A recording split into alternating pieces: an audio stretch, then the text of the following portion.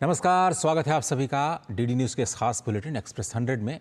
यहाँ पर हम आपके लिए लेकर के आते हैं राजनीति, मनोरंजन, देश, दुनिया, खेल और व्यापार जगत की सभी खबरों को एक्सप्रेस यानी फटाफट अंदाज में। मैं हूं अजय मिश्र। तो चलिए देखते हैं खबरें तेज रफ्तार से।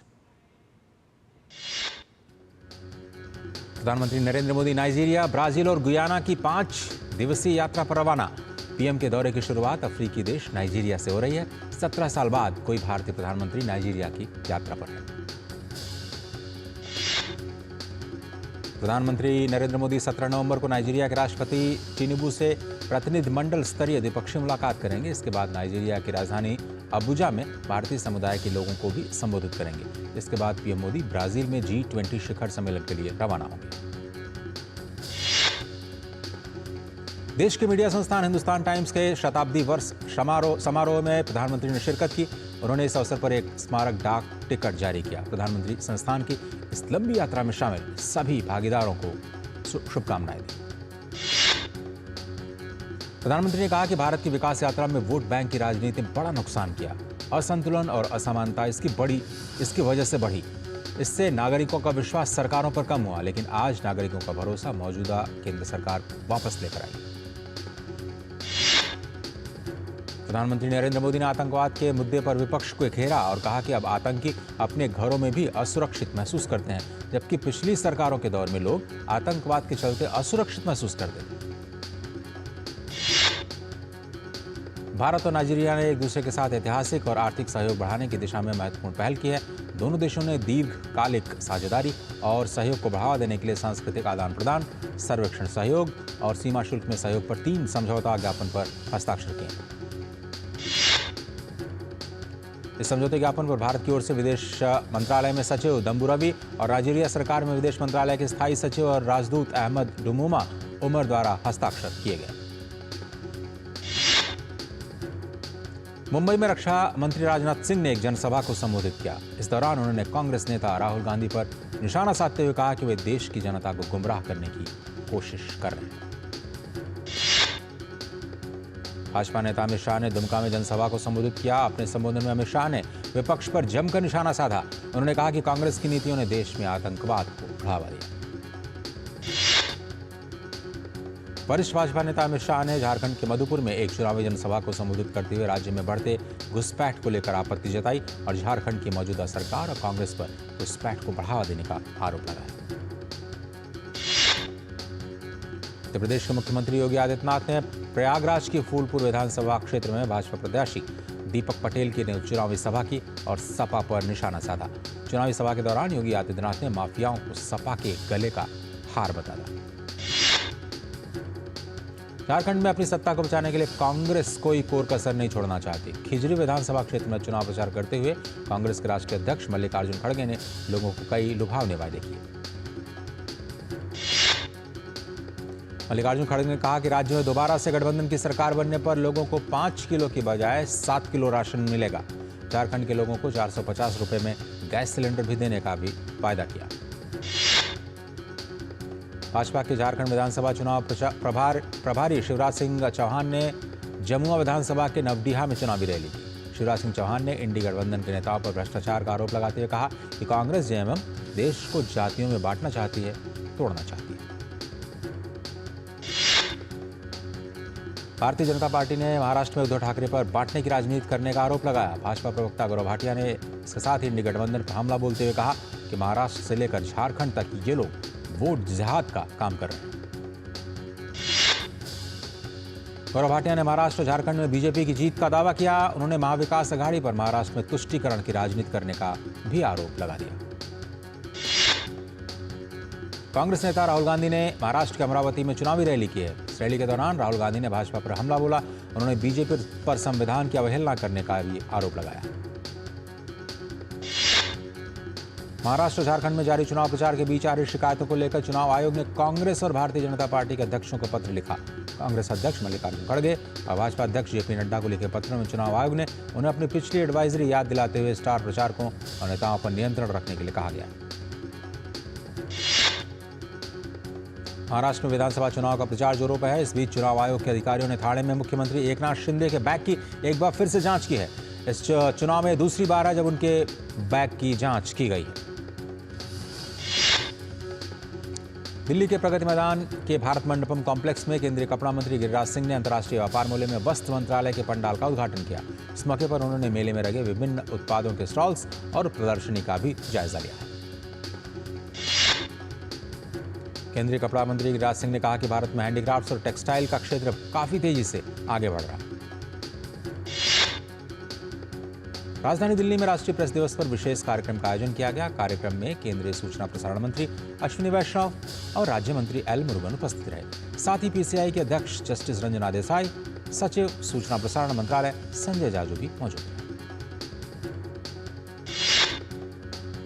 केंद्रीय मंत्री अश्विनी वैष्णव ने राष्ट्रीय प्रेस दिवस के मौके पर कहा कि हमारे देश में मीडिया के क्षेत्र में लगातार विस्तार हो रहा है। अब विश्व के सबसे अधिक विस्तृत नेटवर्क वाले देशों में शुमार होने के बावजूद देश में इंटरनेट की दरें सबसे कम है।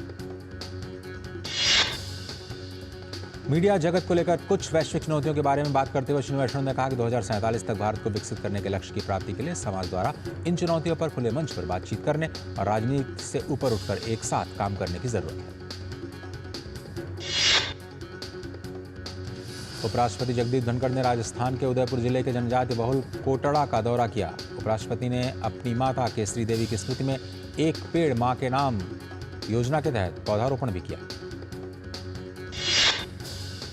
उपराष्ट्रपति जगदीप धनखड़ ने उदयपुर में बिरसा मुंडा की 150वीं जयंती वर्ष के उपलक्ष्य में आयोजित विभिन्न कार्यक्रमों में बतौर मुख्य अतिथि शामिल हुए। वहां उन्होंने कमली ट्राइब्स और वनवासी कल्याण परिषद एवं राजीविका वन धन विकास केंद्र के स्टॉल्स का अवलोकन किया। उपराष्ट्रपति ने कहा कि जनजातीय संस्कृति और धरोहर को राष्ट्रीय और अंतर्राष्ट्रीय स्तर पर सम्मान मिलना चाहिए। उन्होंने कहा कि द्रौपदी मुर्मू का राष्ट्रपति पद पर आसीन होना जनजातीय गौरव का प्रतीक है। उन्होंने इसे भारतीय लोकतंत्र की समावेशिता और विविधता का प्रतीक बताया। लोकसभा अध्यक्ष ओम बिरला ने नई दिल्ली में चतुर्थ ऑडिट दिवस के अवसर पर आयोजित कार्यक्रम का शुभारंभ किया। इस मौके पर उन्होंने कहा कि वही लोकतंत्र सशक्त होता है जहां वित्तीय अनुशासन मजबूत होता है और पारदर्शिता होती है। लोकसभा अध्यक्ष ओम बिरला ने भरोसा जताया कि भारत का सीएजी आने वाले समय में दुनिया का मार्गदर्शक बनेगा और भारत के ऑडिट सिस्टम को दुनिया के अन्य देश अपनाएंगे। ऑडिट दिवस के अवसर पर भारत के सीएजी गिरीश चंद्र मुर्मू ने कहा कि हमने स्टेट फाइनेंस की गुणवत्ता सुधारने के क्षेत्र में भी बड़ा काम किया। दिल्ली में इंद्रपुरी हॉल्ट पर फुट ओवर ब्रिज पुनर्निर्माण के लिए रेल और खाद्य प्रसंस्करण उद्योग राज्य मंत्री रवनीत सिंह बिट्टू और सांसद बांसुरी स्वराज ने इस कार्यक्रम का शिलान्यास किया। यह ब्रिज 7 करोड़ की लागत से तैयार होगा। रेल राज्य मंत्री नवनीत सिंह बिट्टू ने इस मौके पर कहा कि यात्रियों को सुविधा देने का सरकार का खास फोकस है। वहीं दिल्ली से भाजपा सांसद बांसुरी स्वराज ने कहा कि वो एक इंफ्रास्ट्रक्चर फुट ब्रिज नहीं बल्कि जनता से किया गया वचन पूर्ति है जो आज पूरा किया जाए। आंध्र प्रदेश के तिरुमला में श्री वेंकटेश्वर स्वामी मंदिर के करीब एक 5 सितारा होटल के निर्माण पर हिंदू संगठनों ने आपत्ति जताई है। इस मुद्दे पर हिंदू समुदाय बड़े पैमाने पर विरोध प्रदर्शन की तैयारी में है। हिंदू संगठनों की मांग है कि मंदिर के पास 5 सितारा होटल का निर्माण तुरंत रोका जाना चाहिए। संगठन का तर्क है कि 5 सितारा होटल के आयोजन स्थल पर असामाजिक गतिविधियां होने की संभावना है।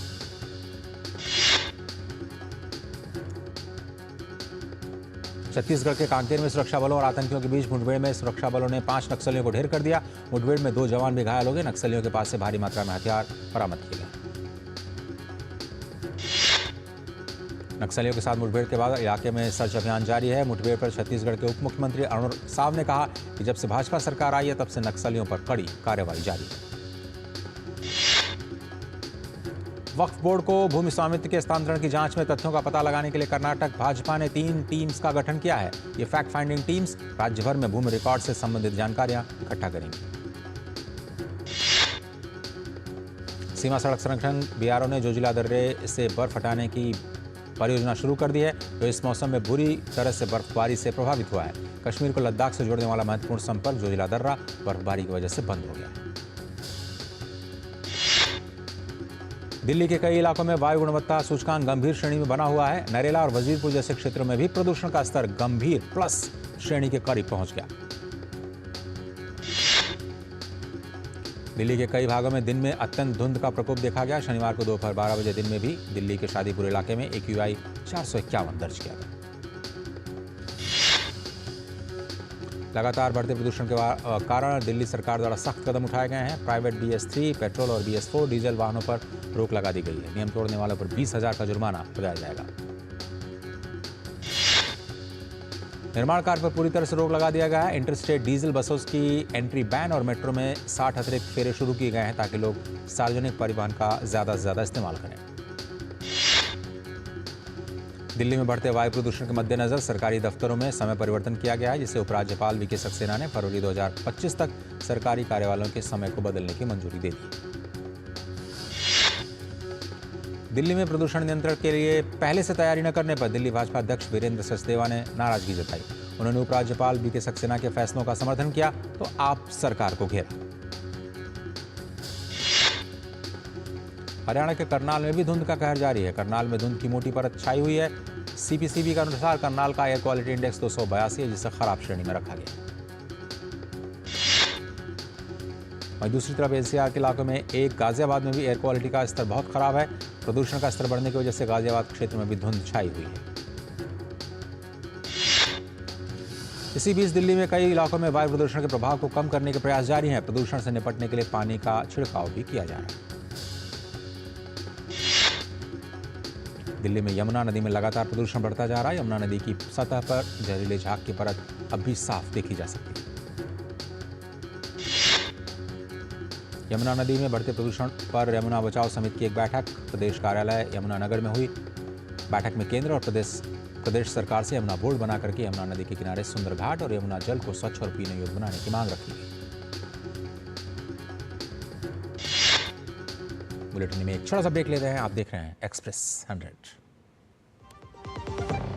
बढ़िया है, क्यों है? प्राकृतिक हल्दी, मिर्ची, धनिया। नहीं, मिर्ची, धनिया, हल्दी, MDH।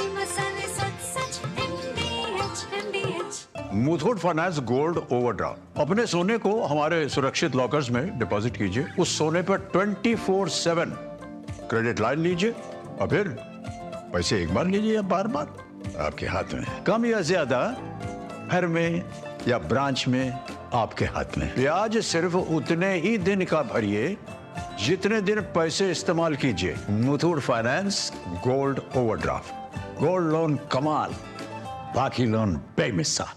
जब धरती चीर कर निकलता है लोहे का पत्थर और मिलता है मोंगिया के जोश से, फिर तपता है, पिघलता है और बनता है फौलाद। अब होता है सरिया सारी खूबियों के साथ। मोंगिया स्टील, मजबूत देश का मजबूत सरिया। गोल्डी मसाले के 100 ग्राम के स्पेशल पैक्स में फ्रेशनेस लॉक है। ऐसे गोल्डी मसाले जहां जाएं रिश्ते बनाएं। स्वागत है आप सभी का। आप देख रहे हैं एक्सप्रेस 100। अब इस सफर को और आगे बढ़ाते हैं। झांसी मेडिकल कॉलेज के मुख्य चिकित्सा अधीक्षक सचिन माहौर ने बताया कि हादसे के समय NICU में 49 बच्चे भर्ती थे, जिनमें से 39 बच्चों को सुरक्षित रेस्क्यू कर लिया गया। बचाए गए सभी बच्चों की हालत फिलहाल स्थिर है। उत्तर प्रदेश के बिजनौर में एक टेम्पो और कार की भीषण टक्कर में दूल्हा और दुल्हन समेत 7 लोगों की मौत हो गई। बताया जा रहा है कि शादी के बाद दुल्हन को लेकर के बारात वापस लौट रही थी, तभी ये भयानक हादसा। मुख्यमंत्री योगी आदित्यनाथ ने हादसे पर गहरा दुख जताया। मुख्यमंत्री ने अधिकारियों को राहत कार्य में तेजी लाने और घायलों का समुचित उपचार कराने का निर्देश जारी किया।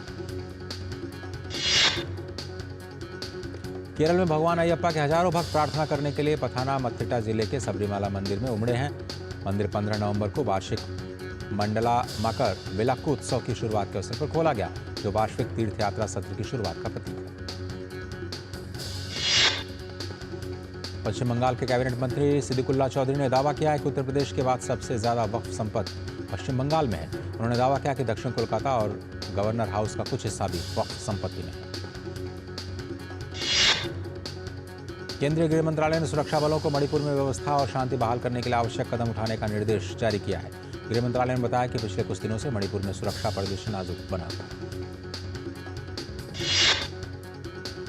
केंद्रीय गृह मंत्रालय ने कहा कि हिंसक और विघटनकारी गतिविधियों में शामिल होने की कोशिश करने वाले किसी भी व्यक्ति के खिलाफ सख्त कार्रवाई शुरू की जाएगी। प्रभावी जांच के लिए महत्वपूर्ण मामले एनआईए को सौंप दिए गए। बाजार नियामक सेबी ने लगाई गई पेनल्टी का भुगतान न करने पर रिलायंस बिग एंटरटेनमेंट पर 26 करोड़ रुपए का फाइन लगा दिया।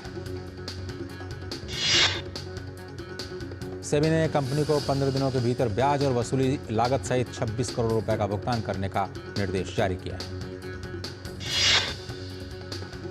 एक रिपोर्ट के मुताबिक 10 से अधिक देश जनता को सस्ती दवाएं उपलब्ध कराने के लिए भारत के जेनेरिक फार्मेसी मॉडल को अपनाने पर विचार कर रहे हैं। एनएससी 2024 में डब्ल्यूएचओ अध्यक्ष राजकुमार वेमन ने कहा कि चालू वित्त वर्ष की पहली छमाही में भारतीय मसाला निर्यात में पिछले वर्ष की इसी अवधि की तुलना में 8.8% की बढ़ोतरी देखी गई। केंद्रीय श्रम और रोजगार मंत्री डॉक्टर मनसुख मांडविया के मुताबिक कर्मचारी भविष्य निधि संगठन ने देश भर में लाखों सदस्यों को सामाजिक सुरक्षा देने और वित्तीय रूप से सबल बनाने का काम किया। घरेलू बाजार को देखकर व्यापार विशेषज्ञों का कहना है कि बाजार की सुधार की स्थिति बनी हुई और हाल ही में शिखर पर पहुंचने के बाद मुख्य सूचकांक निफ्टी और सेंसेक्स में लगभग 10% की गिरावट आई है। केंद्रीय नवीन और नवीकरणीय ऊर्जा मंत्री प्रहलाद जोशी ने कहा कि केंद्र ओडिशा को अक्षय ऊर्जा के प्रमुख केंद्र के रूप में विकसित करने और राज्य में हरित हाइड्रोजन उत्पादन की संभावनाओं की जानकारी पाने की योजना बना रहा है। सीबीडीटी ने करदाताओं को विदेशी परिसंपत्तियों की अनुसूची को सही ढंग से पूरा करने और अपने आईटीआर में विदेशी स्रोतों से इनकम की रिपोर्ट करने में सहायता के लिए आकलन वर्ष 2024-25 के लिए अनुपालन सह जागरूकता अभियान शुरू कर दिया। घरेलू सराफा बाजार में आज सोने की भाव में मामूली तेजी नजर आई। चांदी के भाव में अब कोई बदलाव नहीं हुआ। आज सोना 120 रुपए से लेकर 130 रुपए प्रति 10 ग्राम तक महंगा हुआ। भारत में लिथियम आयन बैटरी की मांग वित्त वर्ष 2027 तक 54 गीगावाट घंटे और वित्त वर्ष 2030 तक 127 गीगावाट घंटे तक तेजी से बढ़ने की उम्मीद जताई जा रही है। रिपोर्ट में बताया गया कि मांग में वृद्धि और मुख्य रूप से ईवी के प्रवेश में वृद्धि और बिजली ग्रिड के डीकार्बोनाइजेशन से प्रेरित है। इस पर केंद्र और राज्य दोनों ही सरकारों को महत्वाकांक्षी सरकारी लक्ष्यों और नीतियों से समर्थन मिला है। एयर एशिया एयरलाइन ने वीर सावरकर एयरपोर्ट से पहली इंटरनेशनल उड़ान सेवा की शुरुआत कर दी है। इसके साथ ही एयर एशिया पोर्ट ब्लेयर से अंतर्राष्ट्रीय सेवा शुरू करने वाली पहली विमानन कंपनी बन गई है। एमएसएमई मंत्री जीतन राम मांझी ने भारत मंडपम में 43वें IITF में एमएसएमई मंडप का उद्घाटन किया। इस अवसर पर मांझी ने मंडप में विभिन्न प्रदर्शकों से बातचीत की और उन्हें मेले में भाग लेने के लिए प्रोत्साहित किया। एमएसएमई मंत्रालय का कहना है कि एमएसएमई मंडप में देश के 29 राज्यों और केंद्र शासित प्रदेशों का प्रतिनिधित्व करने वाले 200 एग्जीबिटर्स भाग ले रहे हैं। मंडप का मुख्य विषय है हरित एमएसएमई, जो एमएसएमई द्वारा अपने व्यवसाय संचालन को बदलने के लिए स्वच्छ यानी हरित प्रौद्योगिकों को अपनाने पर जोर देता है। बिहार में 2022-23 में केला 44,000 हेक्टेयर में उगाया गया, जिससे कुल 2004.27 हजार मीट्रिक टन उत्पादन हुआ। बिहार में केले की उत्पादकता 45.46 मीट्रिक टन प्रति हेक्टेयर है, जबकि राष्ट्रीय उत्पादकता 36.72 मीट्रिक टन प्रति हेक्टेयर है। ग्लोबल ब्रांड एमआर की भारतीय इकाई एमआर इंडिया गुरुग्राम के सेक्टर 62 में स्थित अपने नए लग्जरी रेजिडेंशियल प्रोजेक्ट अमारिस के तहत निवेश करेगी। MR India luxury house project में 1000 करोड़ रुपए का निवेश करने जा रहा है।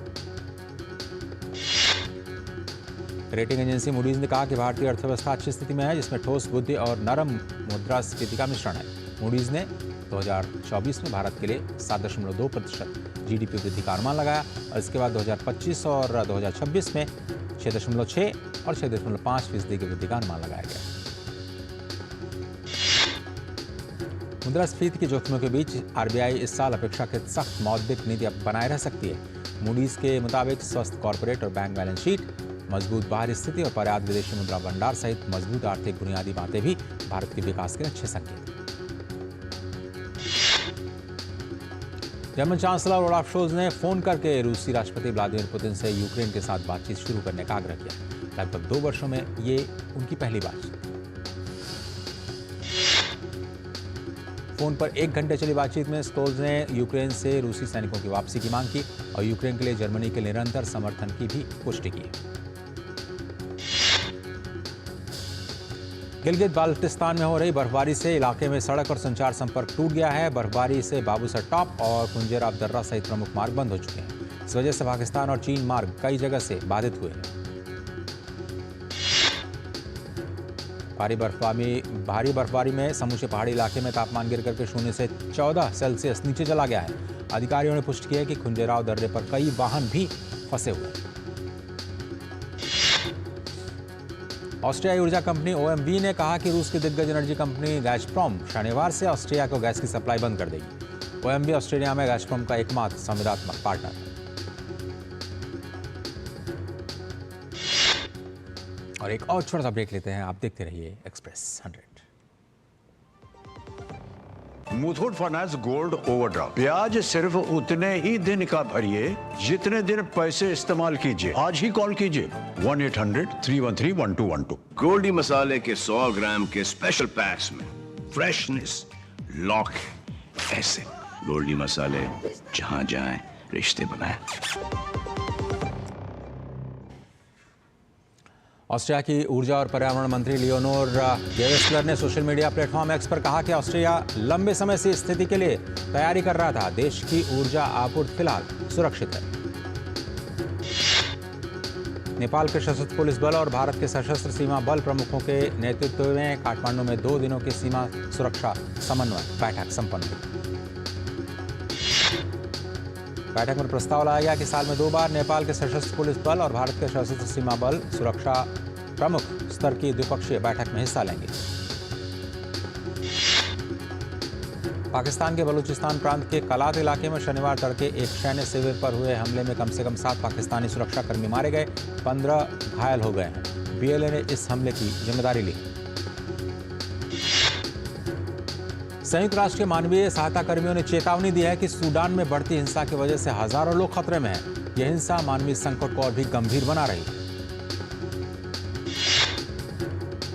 महिला एशियाई चैंपियंस ट्रॉफी हॉकी प्रतियोगिता में भारत ने चीन को 3-0 से हरा दिया। इस जीत के साथ प्रतियोगिता में भारत का विजय अभियान जारी है। यह भारत की प्रतियोगिता में लगातार चौथी जीत है। इस जीत के साथ भारत 12 अंक के साथ प्रतियोगिता में शीर्ष पर है।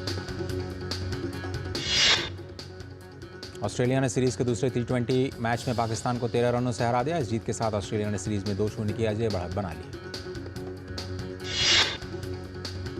वेस्टइंडीज ने इंग्लैंड के खिलाफ बाकी बचे 2 T20 मैच के लिए ओबेड मार्कॉय को टीम में बुलाया है। वे चोटग्रस्त मैथ्यू फोर्डे का स्थान लेंगे। वेस्टइंडीज का ऑलराउंडर जेसन होल्डर बांग्लादेश के खिलाफ आगामी घरेलू सीरीज में 2 टेस्ट नहीं खेलेंगे। होल्डर कंधे की चोट से उबर रहे। भारत के अभय सिंह ने मलेशिया स्क्वैश कप के सेमीफाइनल में प्रवेश कर लिया है। अभय ने क्वार्टर फाइनल्स में हमवतन वेलावन सेंथिल कुमार को हरा दिया। टेलर फ्रिट्ज ने ATP फाइनल्स टेनिस प्रतियोगिता के फाइनल्स में जगह बना ली है। फ्रिट्ज ने पहले सेमीफाइनल में ज्वेरेव को हराया। दिग्गज मुक्केबाज माइक टायसन को अपने कमबैक मैच में जैक पॉल के खिलाफ हार झेलनी पड़ी। 58 साल के माइक टायसन करीब 19 साल बाद बॉक्सिंग रिंग में उतरे। पुर्तगाल ने पोलैंड को 5-1 से हराकर नेशंस लीग के क्वार्टर फाइनल्स में अपनी जगह बना ली है। पुर्तगाल की तरफ से सभी 5 गोल दूसरे हाफ में किए गए। इस मैच में क्रिस्टियानो रोनाल्डो ने 2 गोल किए। इसमें एक शानदार बाइसिकल किक के जरिए किया गया गोल शामिल है। स्पेन ने नेशंस लीग ग्रुप में डेनमार्क को 2-1 से मात दी है। स्पेन की टीम पहले ही क्वार्टर फाइनल्स में पहुंच चुकी है, लेकिन इस मैच को जीतकर उन्होंने ग्रुप में शीर्ष स्थान हासिल कर लिया। जापान में एशियन विश्व कप क्वालिफायर्स में इंडोनेशिया को 4-0 से हरा दिया। इस जीत के साथ जापान की टीम ग्रुप C के शीर्ष पर मजबूती से बनी हुई। फ्रेंच फुटबॉल क्लब लियोन ने अगर अपने वित्तीय प्रबंधन को नहीं सुधारा तो जनवरी में खिलाड़ियों को साइन नहीं किया तो सीजन के अंत में डिमोट करके लीग 2 में भेजा जाएगा। मैनचेस्टर यूनाइटेड के नए प्रमुख कोच रूबेन अमोरिम को पूरी उम्मीद है कि वे क्लब को उसकी उचित स्थान पर पहुंचाने में कामयाब रहेंगे। अमोरिम ने एरिक टेन हैग के स्थान पर कोच का पद संभाला है।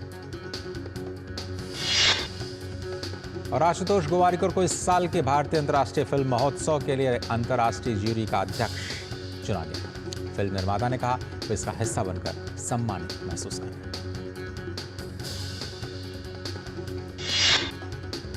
एक्सप्रेस न्यूज में फिलहाल इतना ही। दीजिए इजाजत। नमस्कार।